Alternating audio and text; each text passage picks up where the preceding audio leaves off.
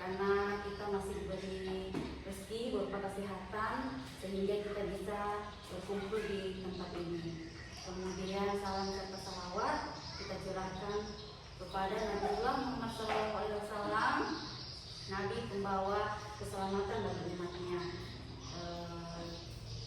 Yang terhormat semua pengelola PAUD, kepala sekolah dan rekan-rekan semua sebagai guru, saya ucapkan banyak terima kasih atas kehadirannya pada hari ini.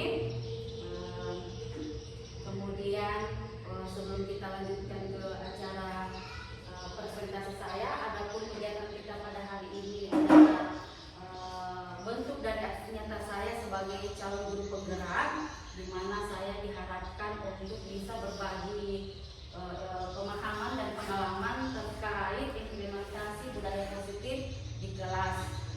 Sebelum kita lanjut, alangkah baiknya kalau kita memulai acara ini dengan berdoa sesuai keyakinan kita masing-masing. Doa dimulai.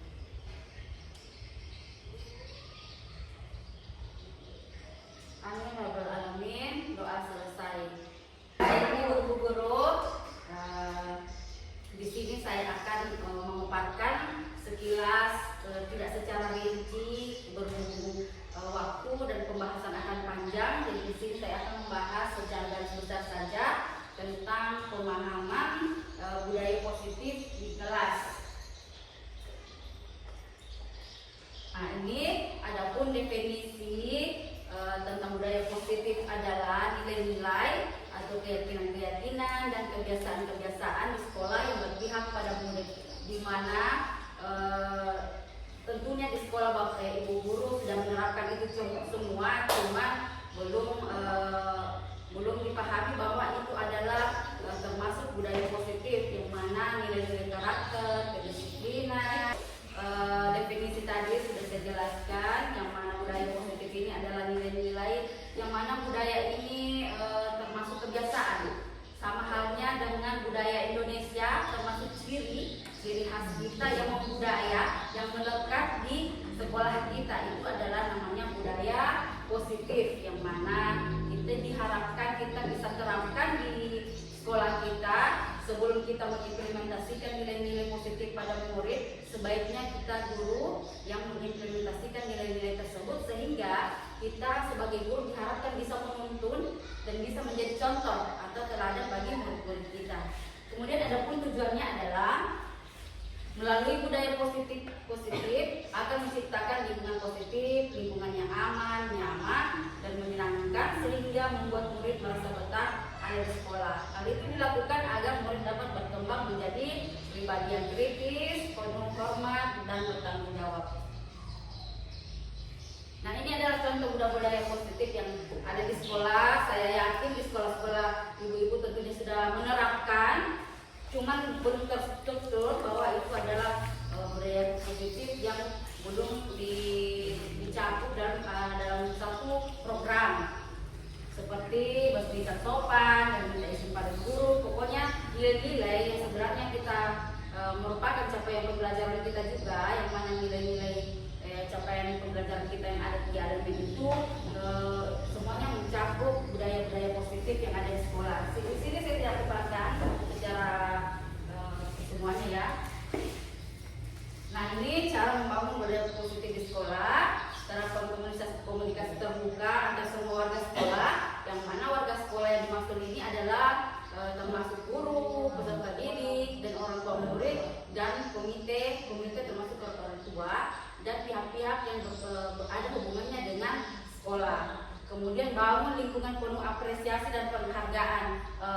Saya yakin ibu guru juga sudah menerapkan itu. Ketika ada anak murid yang melakukan sesuatu yang baik, ibu pasti memberikan apresiasi, walaupun itu cuma bilang hebat atau terima kasih, itu adalah semacam apresiasi. Ini hindari pendisiplinan dengan cara negatif. Yang dimaksud adalah pendisiplinan secara negatif adalah aturan, karena yang sedikit saya bahas tadi adalah keyakinan, dan aturan atau kesepakatan bersama itu berbeda dengan aturan. Aturan itu dibuat secara sepihak untuk diikuti oleh orang lain, tetapi kalau kesepakatan bahwa semua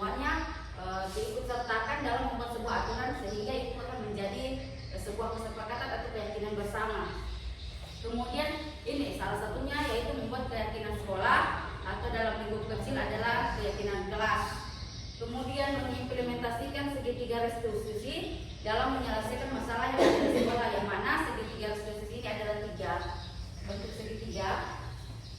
Tidak usah saya jelaskan ini ya. Nanti saya jelaskan restitusi segitiga ini. Kemudian saya lanjut pembahasan tentang proses pembentukan keyakinan kelas mewujudkan budaya positif. Yang saya sudah praktekkan kemarin, nanti saya putarkan videonya. Ini adalah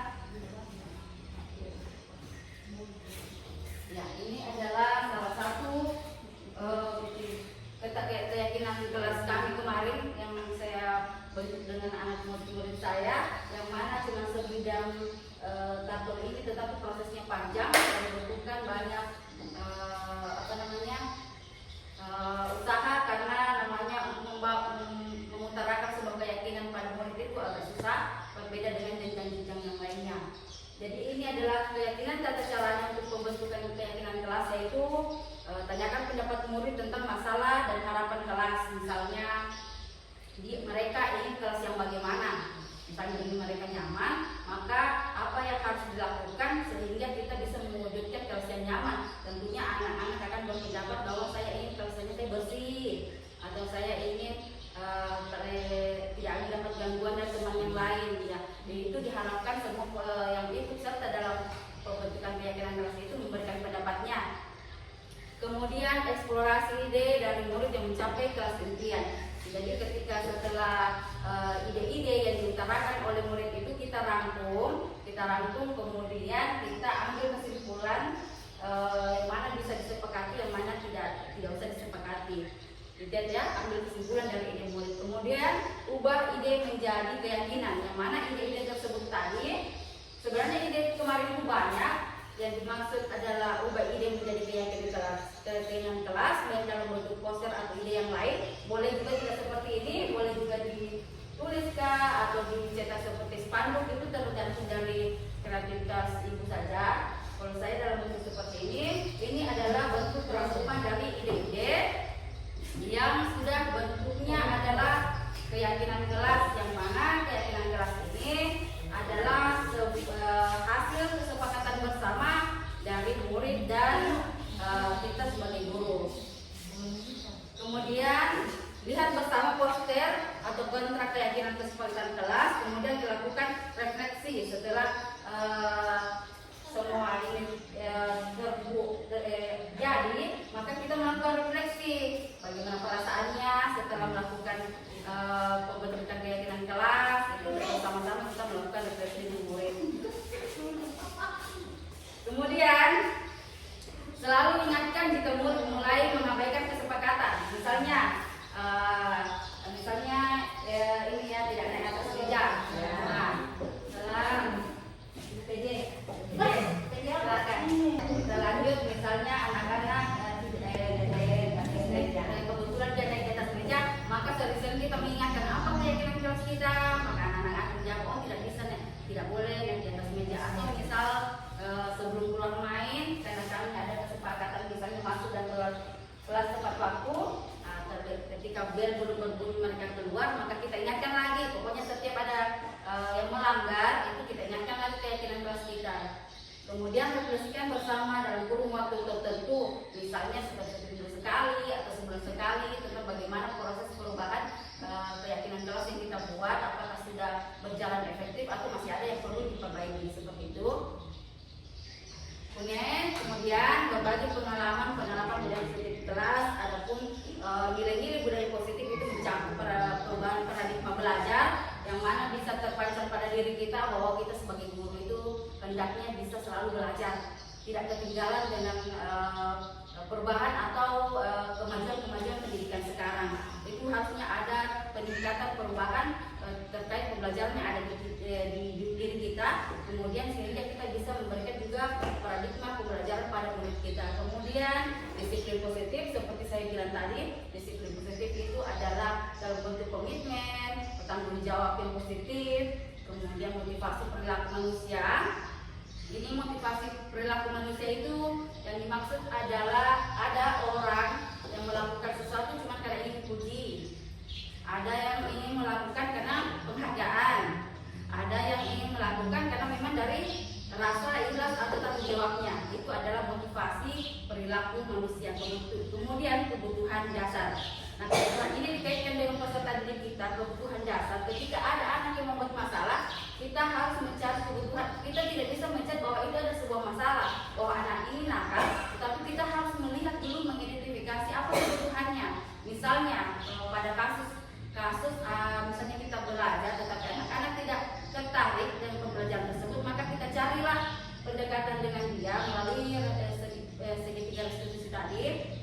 Kita identifikasi apa sebenarnya kebutuhannya anak ini, karena ada kebutuhan dasar itu ada sisi ini ya tadi. Ini kebutuhan dasar, kebutuhan bertahan hidup, kasih sayang dan rasa diterima, yang mana misalnya kasih sayang dan kebutuhan hidup, bertahan hidup pasti kita sudah tahu ya. Kemudian kasih sayang dan rasa diterima, misalnya ada anak-anak yang melakukan kesalahan, tetapi kita memberikan sesuatu teguran, tetapi tidak mengeluarkan mereka dalam sebuah kelompok bahwa mereka ada tergolong dalam anak yang bermasalah, tetapi kita mendekati anak tersebut untuk mengidentifikasi kebutuhannya, tetap kita berikan kasih sayang sehingga dia bisa merasa bahwa kita ingin merubah anak ini berperilaku baik seperti temannya, sehingga dia merasa diterima bahwa dia anak-anak ini kita ingin golongkan masuk ke kelompok yang baik. Misalnya anak ini sedang melakukan kesalahan, jadi itu adalah kasih sayang dan rasa ingin diterima. Kemudian penugasan ini ada anak-anak sesuai kemampuan atau bakatnya. Biasa kan kita memberikan tugas seperti ini, misalnya kita melakukan menulis misalnya, tapi ada anak-anak yang tidak mau, kita identifikasi lagi sebenarnya anak ini mau cara belajarnya yang bagaimana. Ternyata itu adalah penugasan bahwa anak itu dia cuma mau mewarnai, jadi itulah dimaksud adalah kebutuhan penugasan. Dia ini ditugaskan sesuai dengan bakatnya dia. Kemudian kebebasan, kebutuhan akan pilihan. Ini adalah mencakup pembelajaran diferensiasi, sehingga kita bisa memberikan kebebasan untuk anak itu memilih gaya belajar yang dia inginkan, atau gaya bermain, atau pembelajaran yang bagaimana yang dia ingin lakukan. Kemudian kesenangan, tentunya kebutuhan untuk merasa senang dalam belajar itu, mereka senang tanpa ada tekanan yang kita timbulkan dalam proses kegiatan belajar kita. Kemudian tadi ini adalah posisi kontrol restitusi. Banyak yang terjadi, termasuk saya sendiri. Dulu kita bangun secara umum kita tidak fokus kepada ini guru SD, ini guru TK atau SMP, tetapi kita membahas secara umum. Posisi kontrol restitusi ini adalah kita sebagai guru penghukum. Ada tidak di antara kita yang sebagai penghukum? Misalnya di SD, ini dia mengerjakan tugas, berdiri di sana, angkat kaki. Nah, itu adalah penghukum. Kemudian ada ini kata-katanya seperti patuhi aturan saya. Maksudnya penghukum ini kalau memberikan kata-kata itu lebih menekan orang, atau memberikan sebuah aturan yang kau harus ikuti aturan tersebut. Itu adalah posisi kita sebagai guru dalam menghukum anak yang melakukan kesalahan. Kemudian membuat merasa bersalah. Ada tidak? Saya sendiri misal dengan anaknya saya kecewa dengan kamu, atau saya sudah capek, kamu tidak kasihan dengan ibu guru. Nah, itu adalah membuat merasa bersalah. Jika kita memberikan lontaran kata-kata seperti itu, maka anak-anak akan merasa bersalah kalau saya sudah melakukan kesalahan yang membuat orang lain merasa kecewa. Itu adalah membuat merasa bersalah. Kemudian teman, ini kita rata-rata ya, rata-rata teman kita melakukan, apalagi kita kan di guru PAUD itu kita harus menjadi teman untuk anak-anak kita, sehingga kita bisa melakukan pendekatan dengan mereka. Tetapi ada nilai positifnya dan ada nilai negatifnya. Itu pun saya paham nanti di pendidikan guru penggerak ini. Ternyata nilai teman ini ada nilai negatifnya, karena ketika anak-anak sudah melakukan kesalahan, kemudian kita tidak merespon lagi seperti teman, dia akan merasa kecewa. Kenapa saya tidak seperti teman lagi, kok ibu guru kok beda seperti teman lain? Karena kan dalam memberikan solusi atau menangani anak yang sedang melakukan bersalah kan tidak ada nanti bilang kayak manja begitu, sehingga itu ada nilai negatifnya. Kemudian pemantau. Nah, kalau pemantau ini semacam guru yang selalu menjelaskan keyakinan kelas. Ada kata-katanya seperti ini, betul-betulnya apa yang telah kamu lakukan, dia pantau kesalahannya untuk bertanya apakah anak itu tahu peraturan yang ada, sehingga dia kayak mencari bertanya untuk menyelidiki apakah anak itu sebenarnya tahu peraturan yang atau keyakinan kelas yang kita telah buat sebelumnya. Ini pemantau manajer, ini yang paling bagus yang diterapkan adalah manajer, yang mana kita akan mendekati peserta didik kita, tidak langsung mencet apa kamu yang lakukan, bagaimana begini, tapi kita harus melakukan pendekatan dulu, bertanya seperti pertanyaannya. Jika kamu ada runtutan-runtutan yang harus dijalani tentang mengidentifikasi dulu sebagai pemantau, kita tanya dulu apakah kamu tahu itu adalah sebuah kesalahan. Kalau dia bilang sudah iya, kemudian kita tanya lagi kalau itu adalah kesalahan, apa kamu tahu keyakinan kelas kita atau kesepakatan kelas? Kalau dia sudah tahu bahwa iya, kita lanjut lagi. Kalau begitu apa konsekuensi? Apa akibatnya? Karena konsekuensi dan aturan itu berbeda. Konsekuensi adalah sesuatu timbal balik yang ditimbulkan ketika kita melanggar kesepakatan. Dan itu sifatnya tidak berat, misalnya kita memberikan konsekuensi karena anak-anak tidak merapikan mainan setelah bermain, maka disuruhlah anak-anak itu merapikan. Tidak mau memukul seperti berlari, itu tidak boleh, sekarang itu tidak boleh. Tapi konsekuensi adalah sebuah hukuman kecil, memang kita anggap hukuman, tetapi itu bukan hukuman yang berat, yang mana kita sepakati sebelumnya. Jika misalnya setelah membuat keyakinan kelas, ya kita bilang begini, kalau ini keyakinan kelas kita dilanggar, apa konsekuensinya? Maka mereka lah yang bilang, oh begini guru, maka itulah yang akan diterapkan. Jadi kalau hukuman kita yang bilang, oh, kalau kau melanggar ini, maka kamu suruh menyanyi. Tapi itu tidak, itu adalah sebuah kesepakatan yang dilontarkan dari kesepakatan bersama juga. Ini adalah manajer diharapkan selalu kembali kepada keyakinan kelas. Ketika sudah kita memberikan arahan, menstabilkan identitasnya, itu ada saya jelaskan tadi di konstitusi. Ini berbagi pengalaman penerapan budaya positif di kelas keyakinan kelas yang kemarin saya akan putarkan. Assalamualaikum warahmatullahi wabarakatuh. Selamat pagi semua. Apa kabar? Sehat? Kalau sehat bilang apa? Ya karena kita bersyukur diberi kesehatan.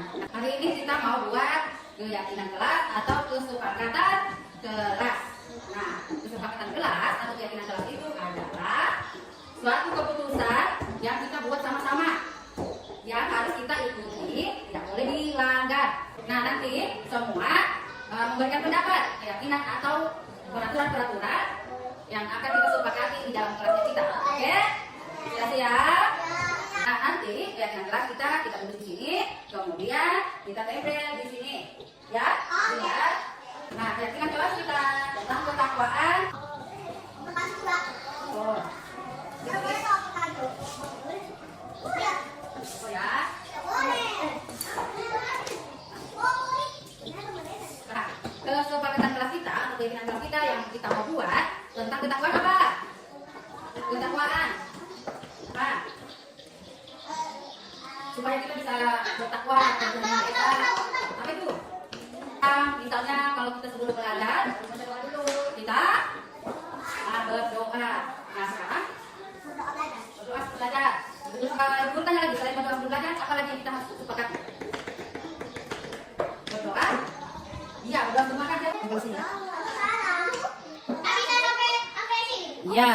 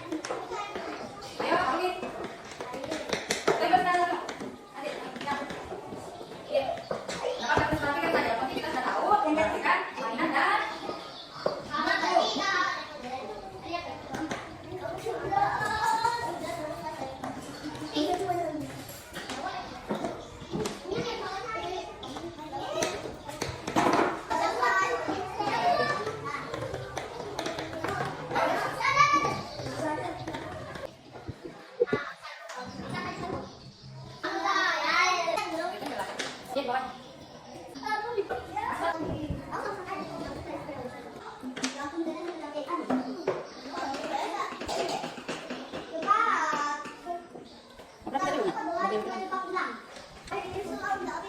Ya.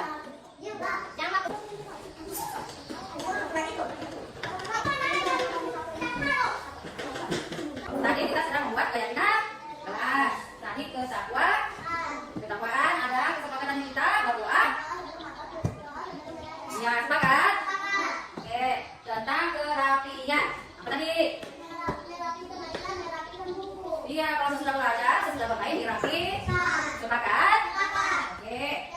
Kebersihan. Maka tadi kesepakatan kita kebersihan. Iya, membuang sampah di tempatnya. Kedisiplinan. Nah, apa kesepakatan kita tadi? Tentang disiplin. Tepat waktu. Masuk kelas. Keluar main. Tepat waktu. Jadi sebelum bel bunyi keluar main tidak boleh keluar main. Harus tunggu bel bunyi. Sepakat? Ya. Kita lanjut ke sopanan. Seperti ini, sopan tidak? Nah. Naik di atas meja sopan tidak? Kaki di atas meja sopan tidak? Ini kesopanan kalau ketemu guru bilang apa? Kalau ketemu guru, gurunya diapakan? Ya, sekali. Kemudian ketemu teman? Senyum. Ya, kemandirian. Nah, mandiriannya apa? Makan sendiri. Kemandirian tadi? Makan sendiri. Makan sendiri. Kenapa, Pak? Apa tadi? Tidur sendiri. Nanti di rumah tidur sendiri. Kenapa, Pak?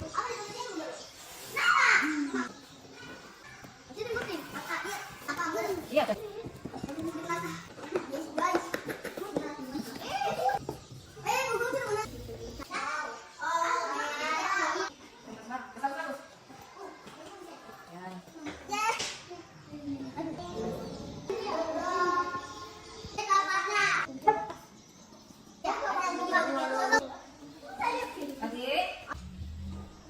Nah, kita bahas lagi. Kalau ada yang melanggar kesepakatan, nah, bagaimana? Ya, ada konsekuensi. Nah, ada semacam hukuman kecil. Hukuman lagi, boleh. Nah, siapa yang tidak boleh? Siapa yang melanggar kesepakatan kita? Menangi, apa lagi? Menangi, apa lagi? Oke, tadi setelah kita membuat kesepakatan kelas, bagaimana perasaannya? Nah, apa lagi? Ya. Nah, kalau sudah senang, sudah bahagia, ya itu kesepakatan kita sepakati. Nah, setuju? Oke.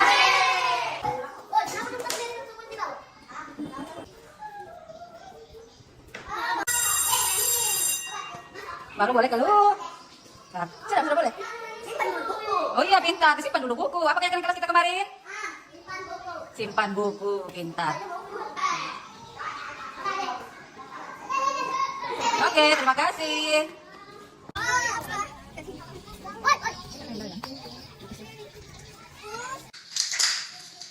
Ini aja.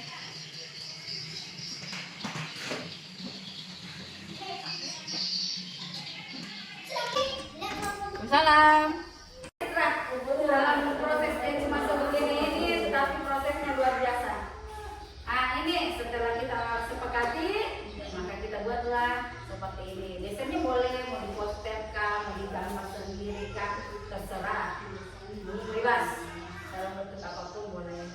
Ini langkah selanjutnya men-tag-name. Kalau di SD itu disuruh tanda tangan. Kalau saya ini saya suruh tulis namanya saja. Sebagai itu adalah kayak tanda tangan kontrak, seperti itu istilahnya. Harapkan nanti guru-guru semua bisa membuat atau menerapkannya di kelas. Boleh juga diterapkan secara luas, secara sekolah. Berarti kita libatkan semua orang tua. Kalau peserta didikan diikutkan nanti orang tuanya yang kalau anak murid untuk mengungkapkan kan agak susah. Orang tua, guru, dan semua pokoknya warga sekolah kita membuat kesepakatan secara keseluruhan.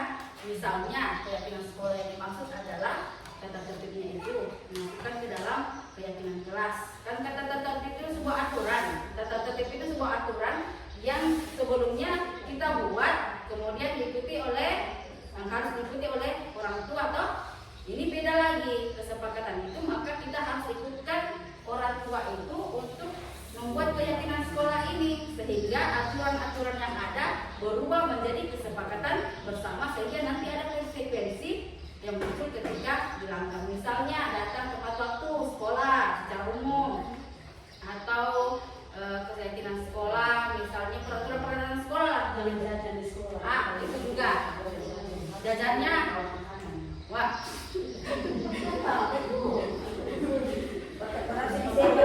Disegel kan? Makanan apa sih?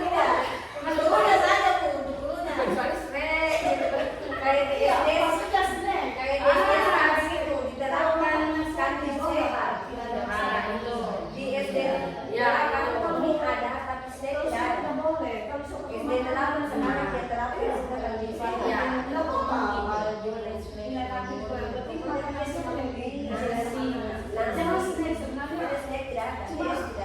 Ya, nah itulah untuk mewadahi itu, untuk mewadahi jika ibu ingin guru ingin melakukan peraturan tapi sulit untuk mengutarakan secara langsung, adakan itu keyakinan sekolah. Maka nanti ada muncullah ini, maka dia sepakati, maka mereka akan sepakati karena kenapa? Dia sendiri yang mengungkapkan. Kalau dia melanggar pasti malu. Nah, gitu. Itu namanya konsekuensi, bukan hukuman, itu bedanya. Kemudian, nah ini berbagi pengalaman penerapan budaya positif di sekolah dengan segitiga restitusi. Ini pasti sudah pernah dengar atau belum? Sebelum pernah dengar restitusi segitiga. Saya pun baru dengar nanti pendidikan ini ternyata bukan prostitusi ya. Bukan prostitusi. Ya, segitiga restitusi. Maksudnya ini sangat penting itu. Ini sangat penting untuk kita guru begini. Jika ada sebuah masalah yang ditimbulkan oleh muridnya kita yang harus kita lakukan adalah segitiga restitusi. Pertama adalah ini menstabilkan identitas. Misalnya ada anak-anak yang melanggar, kita panggil baik-baik, kita tanyakanlah kenapa murung atau apa kesalahannya tadi, jangan pernah begini. Maka kita bilang, oh tidak apa-apa. Kita semua ini manusia berbuat salah, ibu juga pernah berbuat salah. Nah, itu memvalidasi ini menstabilkan identitas kita. Misalnya juga ini, kamu bukan satu-satunya yang pernah melakukan ini, banyak juga teman yang pernah melakukan. Nah, itu menstabilkan identitas. Kemudian kita masuklah ke ini, memvalidasi tindakan yang salah. Nah, kita tanyakan, kenapa dia melakukan seperti itu? Nah, misalnya dia memukul temannya, nah, kita tanyakan kenapa kamu melakukannya. Pasti ada alasannya. Nah, dia ungkapkanlah itu alasannya, itu adalah memvalidasi tindakan yang salah. Ini ya, validasi tindakan yang salah. Misalnya juga kita bisa jadi memukul temannya. Jadi bagaimana perasaanmu saat memukul teman? Saya marah Bu karena dia begini-begini. Jadi kamu ingin memukul juga? Ya, kalau bilang iya, maka kita tanyakan apakah misalnya kamu merasa itu perbuatan yang baik, maka dia bilang tidak. Berarti itu sudah tervalidasi bahwa dia mengerti bahwa yang terbaik. Oh kalau begitu, jadi kalau kamu memukul ulang bagaimana? Berarti itu akan mempersalahkan saya juga sama sahamnya dengan dia merasa tersakiti saat dia dipukul dengan temannya. Kemudian istilahnya itu kita mengembalikan kesadaran diri sendiri untuk menemukan nilai-nilai dalam dirinya sendiri. Bukan kita yang kasih tahu, tapi dia sendiri yang akan menemukan nilai-nilai yang ada di dirinya. Kemudian selain misalnya kalau kau ingin membalas, adakah cara yang lain yang kau lakukan supaya tidak membalas dia? Maka dia bilang, oh ya nanti saya kasih tahu baik-baik ke guru atau bagaimana. Itu istilahnya memvalidasi tindakan. Kemudian yang ketiganya adalah keyakinan kelas. Ini ya, menanyakan keyakinan. Nah setelah kamu tahu keyakinan kelas kita, apa yang harus kamu lakukan? Misalnya anak-anak datang terlambat. Misalnya anak-anak datang terlambat, kita tanya setelah ini sudah memvalidasi tindakannya, menstabilkan identitasnya, kita tanyakan lagi apa yang kamu lakukan selanjutnya. Karena kita ada keyakinan kelas, kamu tahu keyakinan kelas kita dan tahu bahwa apa, misalnya tidak boleh datang terlambat. Jadi kalau begitu besok-besoknya apa yang harus kamu lakukan? Maka dia bilang sendiri, mungkin ada lebih cepat saya bangun atau bagaimana. Itu istilahnya kita mengarahkan mereka ini lebih tepatnya juga manajer tadi ya, manajer memvalidasi mereka untuk menemukan sendiri cara menyelesaikan masalah yang ditimbulkan seperti itu.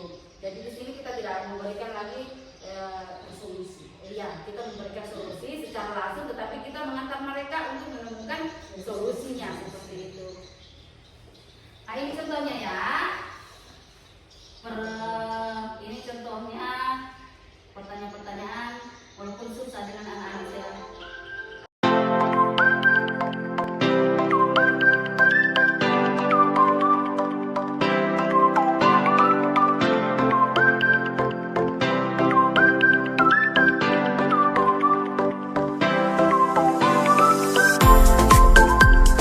Halo anak Afra, apa kabarnya hari ini?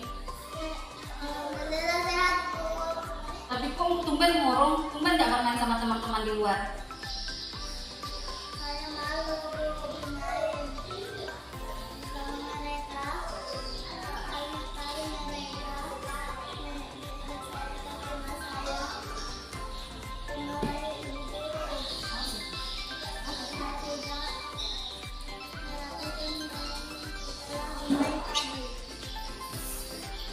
Begitu. Nak Afra buat salah itu tidak apa-apa. Ibu guru juga pernah berbuat salah, teman-teman juga pernah merapikan mainan. Tapi Nak Afra ingat tidak kesepakatan kelas kita? Apa itu? Nah, apa Nak Afra meyakini kelas kita? Apa Nak Afra merasa nyaman tidak belajar kalau mainan berhamburan?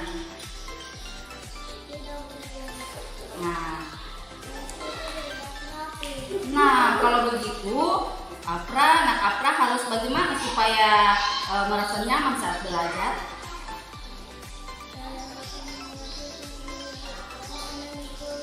Terus?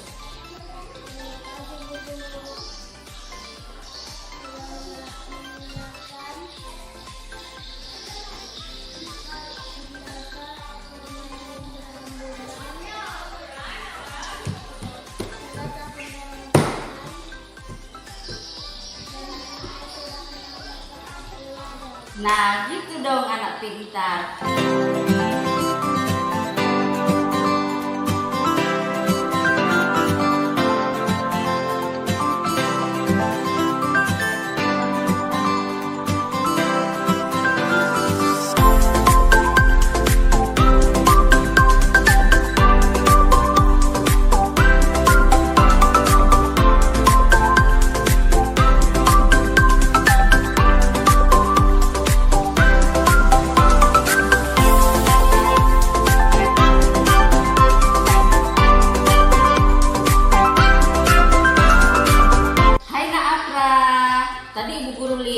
Saat berbaris cuci tangan sebelum makan, Afra didorong ya sama teman ya.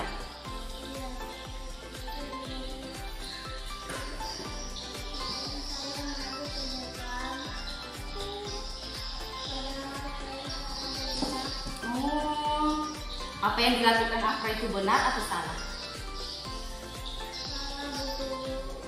Kalau anak Afra tahu itu salah, kenapa Nak Afra menerobos antrian?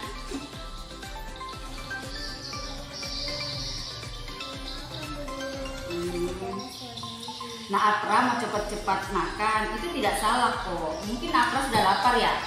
Tapi misal Nak Afra yang didahului teman saat antri, Nak Afra mau tidak?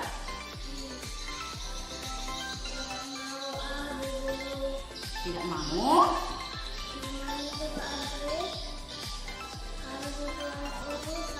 Nah, itu benar sekali. Apa Nak Afra ingat keyakinan kelas kita?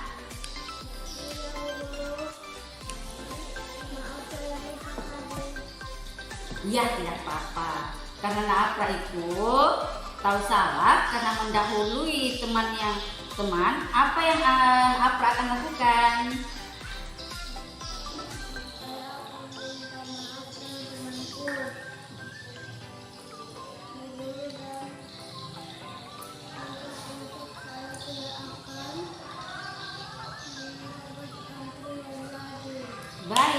Soleh. Terima kasih Afra.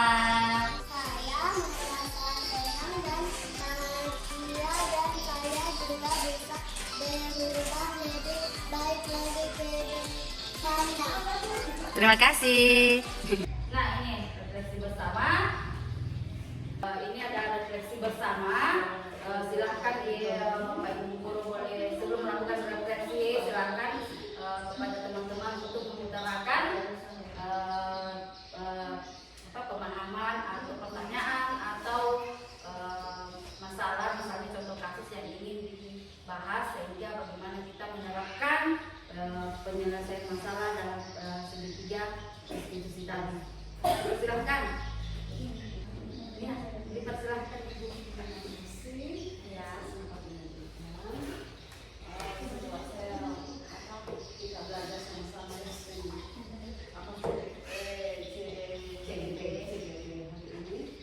yang luar biasa menurut saya dan juga kita belajar juga begini. Tadi kan ada itu kegiatan yang digunakan sebagai tadi lampiran soal bagaimana dia seperti apa segitiga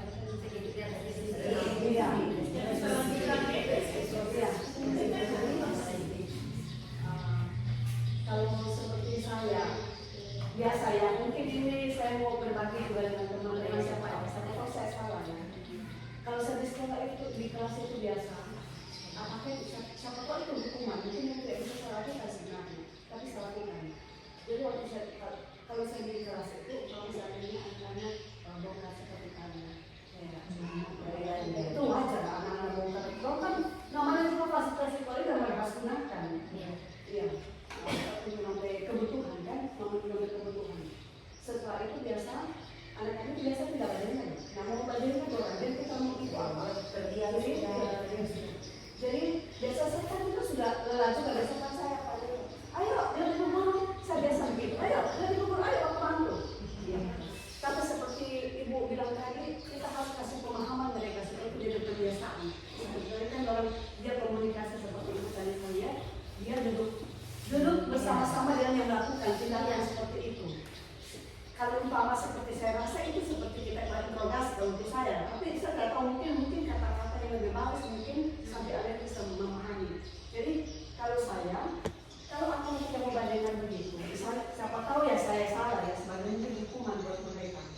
Pada saat sudah selesai pada saat sudah mau pulang, yang melakukan itu tadi saya memang larang anak-anak maksudnya tidak usah karena ada tadi anak-anak yang terlalu kumpul kan. Saya kasih dia itu, tapi pada saat mau pulang sekolah, pada saat mereka keluar sudah di belakang, ya yang di belakang itu, ya yang mau keluar.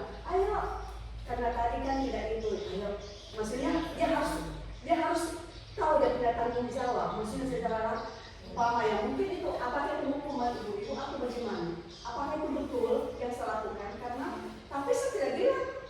Tapi saya pada saat kasih tahu itu bahwa itu bukan hukuman, tapi maksudnya dia ingat apa yang dia buat.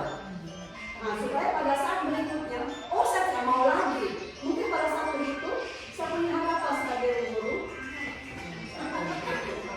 Kakak. Jadi saya punya harapan besok-besok pada saat anak itu melakukan itu kan pasti teman-teman yang lain lihat kan. Oh tadi yang bongkar tadi kan dia kan pada saat itu. Pada saat dia terakhir dipanggil, ayo sedang kita pulang kan tadi ini kan. Tapi saya bukan marah. Ayo balikan. Ayo dikumpul dulu. Dikumpul dulu. Boleh pulang ya. Apakah itu betul atau bagaimana? Kalau menurut saya dan setelah berapa berikutnya kan kita bisa lihat anak-anak. Aduh jangan lagi saya bawa ini. Nanti saya di belakang sebentar pasti pulang. Dengan guru. Ya. Itu apakah itu hukuman saya rasa juga bukan hukuman ya, kalau itu saya pribadi. Tapi saya minta pendapat. Mungkin ada solusi seperti saya dan Ibu Asra lakukan. Mungkin ada pendapat yang lain yang mungkin lebih mungkin bukan sebagai hukuman untuk anak-anak. Mungkin begitu.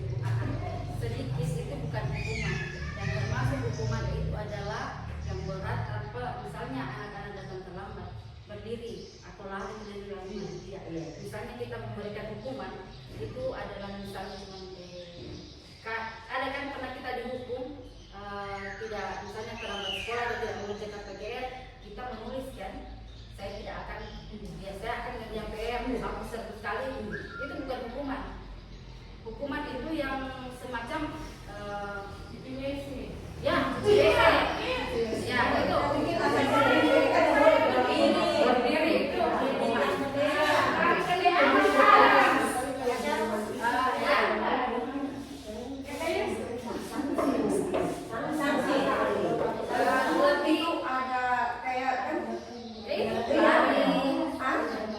Iya kan, maksudnya kalau boleh kan tidak kata-kata dalam hukuman, boleh kan kalau kita beri anak-anak itu sanksi gitu. Jangan sanksi, konsekuensi. Iya. Karena kalau hukuman itu ada berarti sebenarnya. Kemarin juga saya susah sekali untuk membahasakan konsekuensi itu dengan anak-anak. Jadi saya bilang konsekuensi itu kayak hukuman kecil. Hukuman kecil. Jadi apa hukuman kecil yang bisa kita lakukan kalau kalian melanggar? Ada yang bilang nanti menari, kalau menyanyi seperti itu. Kegiatan-kegiatan yang masih berpusat untuk menyadarkan anak seperti yang ibu lakukan itu adalah konsekuensi. Konsekuensi yang muncul, tapi walaupun ibu tidak melakukan kesepakatan bersama sebelumnya, kan konsekuensi itu akan muncul jika ada kesepakatan. Konsekuensinya adalah ini, ketika saya melanggar, tapi secara tidak langsung anak-anak akan menyadari konsekuensi dari refleksinya bahwa ketika saya melakukan kesalahan, maka saya yang akan dihukum selama diulang. Itu adalah menyadari konsekuensi yang akan dilakukan. Jadi itu adalah konsekuensi hukuman itu seperti itu, WC, lari lapangan seperti itu. Tetapi ketika hukuman yang misalnya kita sebut hukuman tetapi tetap akan berimbas kepada muridnya, itu adalah konsekuensi. Boleh diterapkan. Kayak tadi kita sudah bahas tentang berbagi beberapa baik oleh Ibu Sunarti, saya sangat mengapresiasi. Kemudian sebagai kesempatan kepada yang lain ada lagi, silahkan. Waalaikumsalam. Saya cuma pertanyakan, ini kan maksudnya kita kan posisinya kita belum tahu. Jadi tadi ada saya dengar masalah hukuman, bagaimana itu maksudnya dalam penerapan hukuman apa anak PAUD. Tadi kan seperti yang dibilang hukuman itu untuk anak PAUD itu bisa diterapkan baik keliling. Tidak hukuman. Tidak boleh. Yang sebenarnya apakah bisa dilakukan yang kedua? Kita kan tidak ada. Sama tahu ada perubahan baru. Iya, terima kasih atas pertanyaannya. Terkait hukuman ini kita bahas secara umum, bukan di jenjang PAUD saja, di TK maupun di SMA, tetapi secara umum bentuk hukuman itu seperti apa. Kalau di TK kan biasa kita memberikan hukuman, misalnya buang sampah, pungut sampahnya. Kita di TK itu kecil hukuman, jarang kita melakukan hukuman kan? Yang diharapkan kita di sini adalah membuat kita terapkan budaya positif, mengimplementasikan nilai-nilai positif dalam sekolahnya kita, yang mana hukuman itu kita rubah menjadi konsekuensi. Yang baiknya kita terapkan juga pada peserta didik kita sejak dini. Mereka itu langsung tahu tuh namanya meyakinkan dengan kelas contohnya kemarin itu saya video itu bel berbunyi, maka mereka keluar. Yang tadi itu tidak ada rekayasa, bahwa langsung anak-anak yang tadi laki-laki susun buku dulu itu saya tidak rekayasa, langsung dia sadar. Itu sangat luar biasa peningkatannya pada saat itu. Ternyata anak langsung paham bahwa ini adalah sebuah kesepakatan yang kita buat tadi. Jadi langsung pergi lipat bukunya itu saya tidak arahkan, tidak saya skenario-kan, itu langsung anak-anak langsung susun buku. Pada saya tidak ingat buku itu. Ya karena saya mau ambil video anak-anak keluar pas jam bel berbunyi, tetapi karena ada muncul seperti itu maka saya masukkan seperti itu. Jadi diharapkan kita sebagai guru juga membuat keyakinan, ibu-ibu membuat keyakinan secara sederhana saja. Kita namanya kita PAUD itu susah menjelaskan. Kayak kemarin itu nilai-nilai ini. Jadi saya bilang begini, misal ketakwaan ini supaya kita berbudi baik, supaya kita melakukan kegiatan yang baik. Misalnya kita berdoa, kita mau makan atau belajar, kita apa dulu? Mereka mengungkapkan berdoa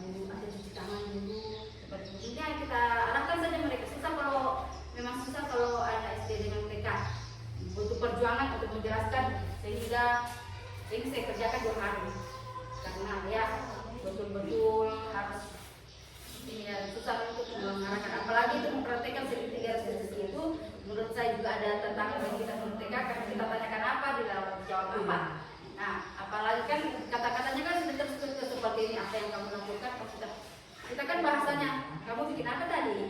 Kan itu yang di restitusi tadi itu kan apa yang kamu lakukan terlalu formal. Iya, Nah, terlalu formal. Jadi kita boleh melakukan implementasinya itu pakai bahasa tadi itu. Cuman ini sebagai saya punya tugas, tadi itulah yang saya akan itu yang saya lakukan pemberian bahasa. Jadi sehingga agak susah juga anak menanggapi, walaupun sebenarnya dia paham, cuma apa itu guru bertanya lagi, mencari dia bilang, apa kau tadi? Dia teman begini, jadi kan, bagaimana nanti? Itu kan kita itu lebih paham, gunakan cara-cara seperti itu yang jelasnya kita melakukan langkah-langkah yang sudah saya paparkan tadi segitiga restitusi dalam membuat masalah. Tetap kita diharapkan untuk membuat keyakinan kelas. Tidak boleh dibuat langsung seperti ini ya, harus prosesnya yang panjang itu, karena itu adalah proses konsekuensi. Dan kalau guru bertanya apa itu umpan atau berdampak, sangat berdampak. Kemarin itu walaupun sebenarnya kayak itu peraturan yang awalnya saya anggap peraturan bersama yang seperti tetap merapikan mainan secara bermain itu sudah diterapkan, tetapi belum saya buat seperti ini. Jadi kemarin waktu saya mengarahkan mereka untuk tentang kerapian, mereka langsung sadar, langsung paham, oh ini yang merapikan. Kalau misalnya kita semua main merapikan, oh itu dia sudah paham karena itu sudah saya terapkan. Walaupun tapi ini belum saya buat keyakinan ini, dan itu kan baru saya bilang keyakinan kelas kita. Tapi awalnya itu masih semacam peraturan lah yang harus mereka lakukan. Tapi setelah ini ada keyakinan sudah yang kita lakukan, sehingga kita selalu mengingatkan. Kita tidak mengingatkan aturan, tapi kita mengingatkan keyakinan apa yang kita telah sepakati. Kalau kita sudah bermain, maka mereka menjawab merapikan. Makanya tidak gitu loh. Keyakinan kelas kita merapikan mainan setelah tidak jelas dikasih tahu. Biarkan mereka yang mengingat secara terus menerus supaya itu akan menjadi menjadi kebiasaan di anak-anak didik kita. Kemudian nilai-nilai yang perlu ditanamkan juga pasti sudah menerapkan banyak nilai-nilai dalam itu, tapi untuk mengimplementasikan atau menanamkan nilai itu pada peserta didik sehingga betul-betul melekat pada dirinya, itu harus konsisten, harus dilaksanakan setiap hari. Kemudian berkolaborasi juga seperti yang disarankan dan Gunati tadi, itu sebaiknya ada kolaborasi yang baik dengan orang tua sehingga nilai-nilai itu bukan hanya sebagai nilai yang ada di sekolah, tetapi dia terapkan juga di rumahnya, sehingga perlu juga lebih baik juga kalau ibu guru membentuk keyakinan sekolah secara umum melibatkan semua. Kalau keyakinan kelas kan kita guru dengan murid kita, tetapi kalau untuk yang lain kan belum tentu. Makanya kemarin Ibu PPDM itu bilang saya ingin mengharapkan perubahan di sekolah, bukan dengan ibu asal saja. Toh itulah biar itu posisi kontrolnya kita. Saya yakin kita ini guru PAUD, hukum tidak, tetapi lebih ke teman dan manajer lah. Walaupun kita membahasakannya secara sederhana, tapi itu kita lakukan di pasti berbeda dengan jenjang-jenjang lain. Kemudian ada juga yang bilang seperti ini, waktunya kami itu dia sudah melakukan restitusi itu dalam menyelesaikan masalah segitiga restitusi, tetapi ketika dia tidak ada masalah guru lain, tidak mengertilah guru ini karena dia bukan JGP. Jadi nilai segitiga restitusi itu terpotong. Jadi mungkin anak-anak kan beranggapan cuma guru itu saja yang begitu, dia guru ini tidak. Makanya kolaborasi bersama guru penting. Iya, harus berbagi dengan sesama itu. Makanya kita juga harapkan kalau boleh ada bapak yang di sini kemarin itu juga menyarankan, bukan menyarankan, dia berbagi praktik bahwa dia akan melakukan segitiga restitusi di antar guru. Sebenarnya ini segitiga restitusi ini tidak mesti harus dilakukan pada peserta didik, tapi guru juga untuk memfasilitasi kita, untuk membuat keyakinan kita bersama. Nanti kemudian kalau sudah kita duduk bersama, memfasilitasi apa yang kurang yang kita, kemudian nanti itu kita bisa terapkan di sekolahnya kita. Termasuk yang sudah saya bahas kemarin dengan teman-temanku semua, yang alhamdulillah kolaborasinya sangat baik tentang penyusunan visi. Itu juga ada yang sudah melaksanakan visi, penyusunan visi atau langsung dibuatkan visi. Kita yang seperti itu. Kita Kalau kita sudah kurang tahu sekolah lain.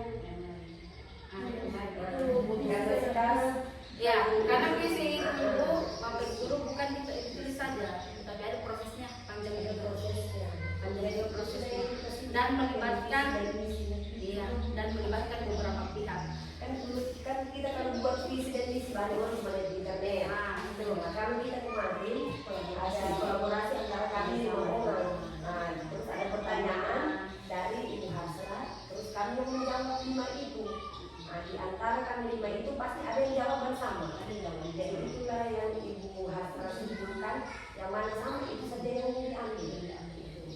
Jadi kalau buat visi kan kemarin ada sarannya dari Pak Ibu Hasra, yang boleh Ibu Hasra itu mendampingi kalau kita mau buat visi dan misi itu. Karena sekarang kita cuma ambil visi misi itu di internet, tapi tidak kita laksanakan di sekolahnya kita. Apa yang berakhlak, apa yang mandiri, yang berkeyakinan bagaimana, tapi kita tidak pernah buat. Karena cuma yang kita sebagai guru itu. Jadi harus kita terapkan juga sama anak-anak. Ibu Hasra mintakan untuk apa? Kita sama-sama membuat di sekolah ini, supaya tidak kita tahu visi misinya ini, tapi kita tidak terapkan. Dan kita terapkan sama anak-anak yang berakhlak itu bagaimana? Yang pertama terapkan di dirinya kita. Di dirinya kita. Terus di dirinya kita terapkan lagi anak-anak. Itulah juga salah satu penerapan paradigma pembelajaran kita lakukan pada diri sendiri, kemudian memberikan dampak perubahan pada perkembangan sekolah kita itu yang diharapkan. Kemudian ada lagi pertanyaan lain atau contoh kasus yang lain atau apa lagi? Boleh? Saya boleh. Oh iya, maaf ya, calon guru penggerak yang mana kita sebagai calon penggerak ini diharapkan bisa melakukan perubahan pada dirinya saya sendiri dulu, kemudian saya kolaborasi berbagi baik kepada rekan-rekan saya, kemudian memberikan perubahan pada sekolah saya, kemudian memberikan dampak lagi yang lebih luas seperti ini, berbagi secara walaupun sebenarnya kemarin itu diminta 10 orang, tetapi saya berkolaborasi berkomunikasi dengan Ibu Tabia kemarin sama Ibu Wanu Sria sama Ibu Kepala Sekolah bagaimana kalau aksi nyatanya saya ini karena kenapa di CGT ini kita di dalam berteori harus melakukan seperti itu. Boleh, silahkan. Tapi juga boleh. Waalaikumsalam. Dalam satu kelas itu kan saya dalam kelas 1A. Anak-anaknya kan itu masih pada kecil sebagian. Nah, salah satu teman itu ada yang paling usil sekali. Dia sedikit ditinggal, pukul lagi temannya coret lagi. Sedikit berdiri dicoret lagi. Nah, kadang biasa temannya itu sama-sama usil siap. Nah, kita juga guru sudah, maksudnya saya kan sebagai pendidik saya mengajar, Bu, bagaimana cara saya ini untuk menghadapi anak ini segala sesuatu cara saya sudah saya Upaya yang jadi saya ancam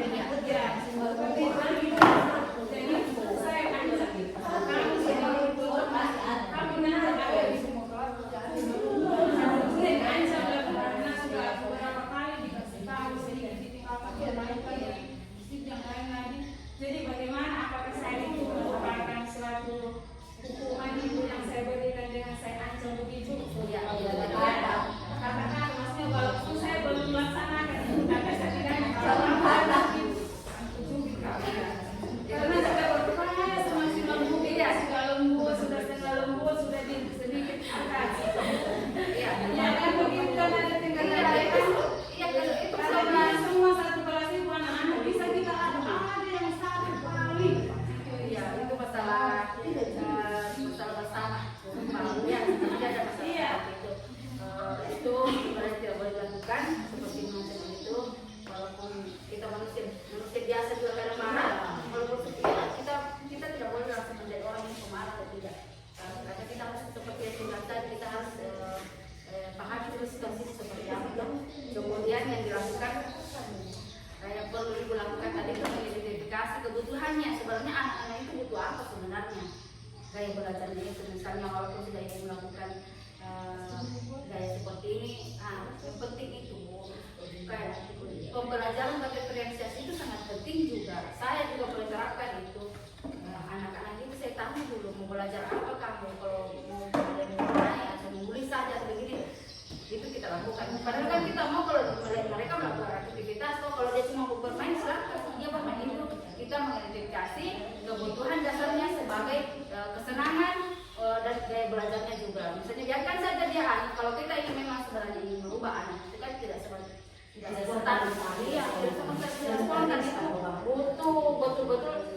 yang paling utama merubah ibu adalah orang tuanya. Karena kenapa pendidikan nilai yang diterapkan di orang tuanya itu sangat penting. Kita cuma di sekolah itu cuma belajar. Nah, mendidik anaknya di rumah itu akan terlihat di sekolah. Nah, ibu, kalau kami juga sering memaparkan permasalahan-permasalahan di Lokakarya seperti ini. Jawaban yang paling aneh kalau kita sudah melakukannya adalah yang penting kita sudah melakukan tugasnya kita sebagai guru. Sampai tidak kita harus memaksakan anak ibu berubah. Tidak seperti itu teman-teman begitu. Yang penting kita sudah melakukan, kita memberikan solusi seperti melakukan seragam challenge.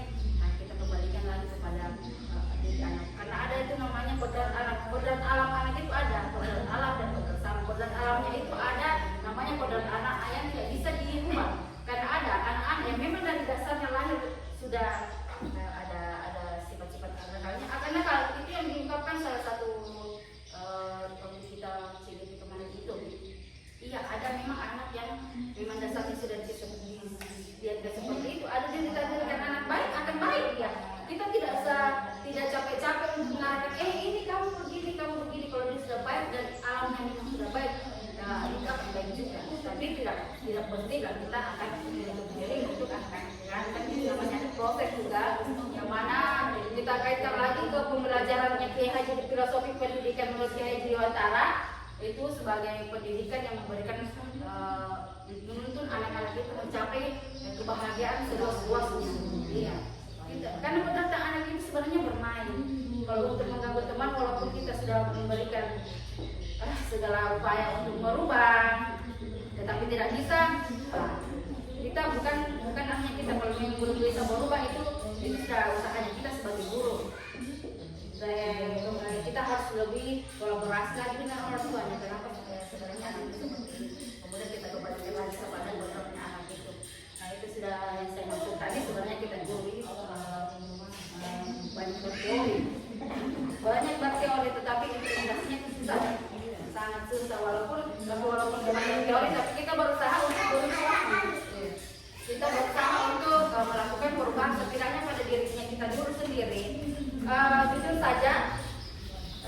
saja dulu saya sebelum masuk CGT juga itu ya betul itu juga sadar apa itu saya sudah lakukan ini, walaupun sebenarnya misalnya kayak kegiatan kita ini yang misalnya kan kita ditanya ya apa sudah melakukan pembelajaran ini biasa itu kok kita berbohong sudah ini padahal tidak tapi ketika nilai itu sudah coba saja masuk di pembelajaran kalau kita nilai itu sudah tertarik itu tidak tetap kita lakukan. Saya akan bertanya dulu dengan kalian supaya tadi ada betul-betul itu bukan urusannya saya sendiri, tetapi saya melibatkan kalian tadi walaupun kita cuma berdua tadi, tapi saya melibatkan kata apa perubahan yang kita lakukan di sekolah. Jadi suatu hari kalau misalnya ada temannya ibu-ibu yang iya boleh. Terima kasih atas kesempatannya. Ini Bu, hampir sama tadi pertanyaannya. Tapi ada satu kan kalian itu kan anak-anak bertengkar. Ya. Kalian juga kan kita capek nih. Yang solusi yang biasa saya lakukan itu Bu ancaman. Ya. Kalau kau bertengkar sama temanmu saya kasih masuk kau di sana. Boleh tidak begitu atau kayak ada penggantian tapi ancamannya itu Bu berhasil. Berhasil. Iya. Mereka ditakut jadi kalau mau bertengkar langsung saya ancam begitu tidak lagi. Tapi mungkin apa kok boleh begitu atau ada cara lainnya begitu Bu? Kasih. Iya terima kasih. Sebenarnya ada cara lain. Banyak sebenarnya cara yang bisa dilakukan. Misalnya saya walaupun saya bicara begini, paham kan? Berteori kita lebih banyak berteori, paham saja. Misalnya tadi dalam bertengkar itu coba teraskan ini dulu. Saya sudah rasakan walaupun baru beberapa hari ya. Ada pengalaman, ya ada pengalaman. Coba dulu ya kira-kira itu. Jadi ketika ibu kan kemarin ibu memberikan ancaman, tapi kan belum ada ini. Nah, ketika sudah ibu bikin begini, tidak boleh lagi dengan toh membuat konsekuensi. Nah, ibu tidak mengancam. Ketika ibu mengingatkan kepada apa keyakinan jelas kita kemarin. Nah, jika bertengkar kenapa? Maka dia sendiri yang menyebutkannya. Oh iya, saya dukung di sana, misalnya tadi. Oh saya diarahkan ke sana.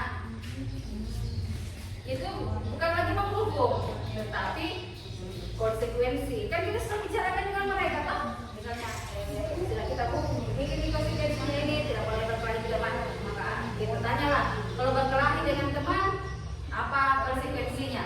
Nah pasti dia dijawab, dia tahu bahwa saya dihukum ke sana tuh, disuruh inilah. Nah itu dia bisa sendiri, bukan lagi ibu memberikan ancaman atau dia sendiri yang memvalidasi bahwa yang saya konsekuensi ketika saya akan bertengkar, maka ini yang akan saya lakukan. Ketika kita menghukum itu ada kan rasa yang tersendiri pada anak kayak sudah dihukum kan, itu beda dengan kalau konsekuensi. Kalau konsekuensi kan dia akan sadar sendiri bahwa saya melakukan ini maka saya akan seperti ini. Kalau kita menghukum dia tidak, sebelumnya dia tidak tahu langsung dihukum seperti itu. Ya begitulah, tidak apa-apa, kita semua masih belajar. Saya pun juga prosesnya masih belajar. Saya sarankan teman-teman lain itu untuk masuk TYP supaya lebih banyak lagi pengetahuannya dan itu sangat bermanfaat bagi kita sebagai guru, walaupun banyak sekali tidak berkenan. Jadi mana juga kita diharapkan memposisikan diri kadang-kadang sebagai kepala sekolah. Ya, jadi perlu juga namanya saling memahami dengan teman-teman bahwa ketika kita melakukan sesuatu program atau kegiatan yang seolah-olah kita ini kan ada yang posisi yang ibu nilai kemarin itu memimpin visi manajemen sekolah itu kan itu posisi namanya kepala sekolah. Tapi kita CGP ini memang diharapkan seperti itu, maka kita akan melakukan seperti itu untuk melakukan perubahan di sekolah. Setidaknya dulu kita melakukan perubahan itu di dirinya kita dulu sebelum kita menerapkan pada orang lain. Kan aneh juga kalau kita suruh orang aneh dulu kau, dia bilang kau juga begitu kan. Jadi kita dulu ya kan. Penting lagi komunitas belahnya aktif tidak, komunitas belajarnya, komunitas belajar tidak.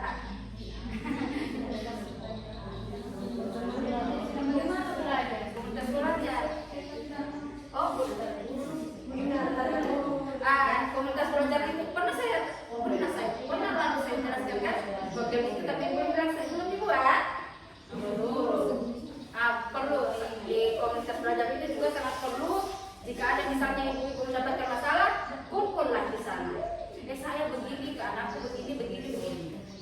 Jujur ibu pasti ibu bilang buang waktu saya begini. Tetapi itu sangat perlu. Memang dampaknya sekarang mungkin ibu-ibu belum dapat rasakan, tapi suatu hari nanti ibu akan rasakan itu. Apakah ibu mau menghadapi masalah seperti itu terus setiap tahun terus tidak ada solusinya?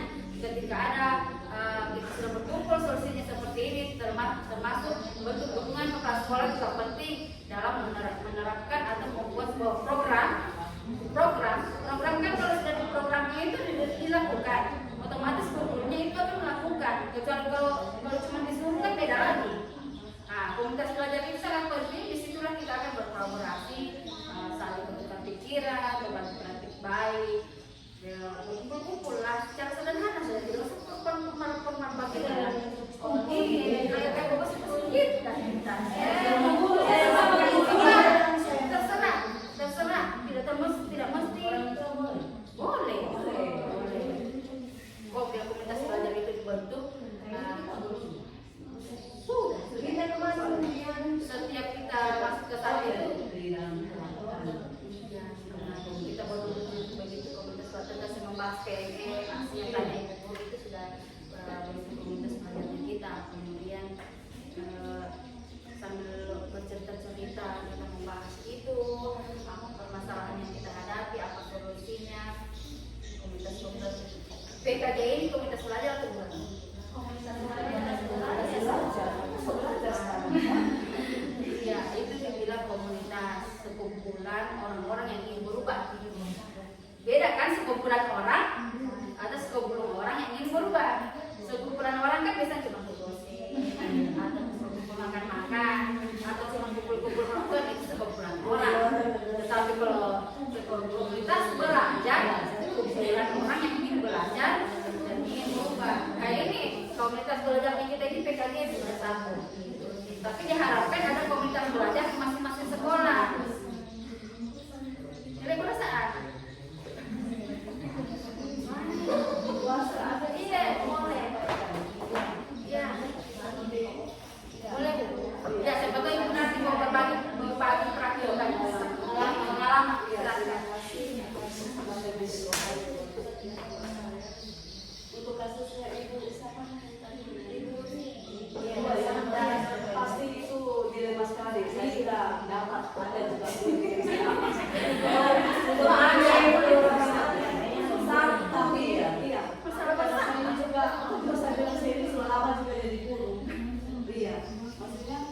kita kan pasti sudah lama kita dari dulu sudah tahu. Jadi pada saat kalau saya menghadapi anak-anak seperti itu, kalau saya pribadi, saya tidak seperti itu mungkin ancam atau bagaimana ya, tidak seperti itu. Tetapi saya belajar dari psikologi mengenai anak gimana. Maksudnya secara itu kita maksudnya umpama kita komunikasi dulu, kita cari tahu dari keluarga yang bagaimana dia, apakah dia ada saudaranya, ada yang punya adik atau kakak. Bagaimana itu kan itu bisa dari lingkungan keluarga itu bisa. Dia mungkin manja, dia butuh perhatian dari gurunya. Itu bisa jadi sampai begitu dia punya sikap. Jadi pada saat kita hadapi anak seperti begitu, memang kita sebagai guru memang harus pendekatan disiplin untuk anak. Pendekatan, terus pada saat dia momen dia lakukan seperti yang kita mau, berikan dia pujian, kayak pujian seperti puji dia. Pada saat maksudnya jangan terus kita ambil dia, seperti yang kita jangan. Tapi pada saat dia umpama dengar kita apa yang kita bilang, langsung berikan dia pujian kasih sayang, berikan dia pujian. Saya yakin karena saya sudah lihat juga. Pada saat kita berikan dia pujian, dia seperti sendiri, dia rasa dia salah. Pengalaman, Iya, iya. jadi pada saat dia ada kan momen anak-anak itu langsung badai dengan kita, ada tuh langsung peluk dia atau kita, mama hebatnya, kasih berikan dia pujian, begitu supaya dia kalau saya gini, ibu saya, maksudnya dia saya tahu dari lingkungan keluarga yang ada sama orang itu tidak tahu kan, ini nggak perlu, ini sebelum baru kita tidak tahu bagaimana punya orang tua, bagaimana kebiasaan di rumahnya. Terima kasih Bu telah mengapresiasi. Nah itu yang dilakukan tadi oleh Bu Nanti itu adalah mengidentifikasi kebutuhan dasarnya kemanusiaan tadi, kebutuhannya kasih sayang dan yang merasa ingin diterima. Itu yang sangat perlu memang kita lakukan itu, walaupun sebenarnya ada segi banyak yang bagus sudah menghadapi adalah Jangan dia tak identifikasi kamu saya ini nakal. Oh, kamu tidak sayang saya jangan bilang begitu. Kita ini. Oke, terima kasih banyak ya Ibu-ibu guru. Saya ucapkan banyak terima kasih telah meluangkan waktunya untuk hadir di kegiatan ini. Saya sangat mengapresiasi bentuk keaktifan teman-teman guru dan terhadap kegiatan ini. Mudah-mudahan kegiatan apa yang saya berikan pada hari ini bisa berdampak